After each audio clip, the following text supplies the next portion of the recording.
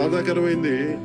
పొట్టి శ్రీరాములు గారిని ఎక్కడో నేను ఒకసారి దండేద్దామని వెళ్తానంటే ఎక్కడుంటే విగ్రహం ఎక్కడ లేదండి, అక్కడ వెళ్ళాలని చెప్పి ఇంకా దూరం ఎక్కడుంది అంటే ఆర్య వైశ్య ఈ సత్రంలో ఎక్కడో ఉంది ఆయన విగ్రహం. అని ఏ రాష్ట్రం అయితే ఆంధ్ర కోసం, ఆంధ్ర అనే రాష్ట్రం ఎవరి బలిదానాల మీద ఏర్పడిందో ఆ వ్యక్తికి సరైన గుర్తింపు లేదు. అంటే మర్చిపోవడం అంటే అదే. జ్ఞాపకాలను కనుక మనం మర్చిపోతే మనం ఎందుకు బతికున్నామో మనకు తెలియదు. మనకి ఎందుకు దీన్ని కాపాడుకోవాలో మనకు తెలియకపోతే భవిష్యత్తు నిర్మించుకోలేము.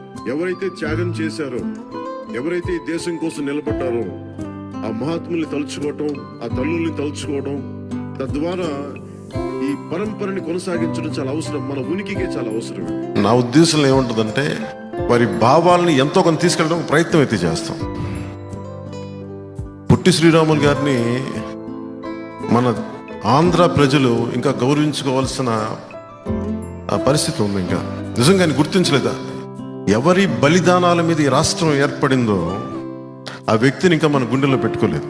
ఆంధ్రప్రదేశ్ ఆవిర్భావం జరిగి అసలు భాషా ప్రయుక్త రాష్ట్రాల ఆవిర్భావమే మన ఆంధ్ర రాజ్యంతో మొదలైంది.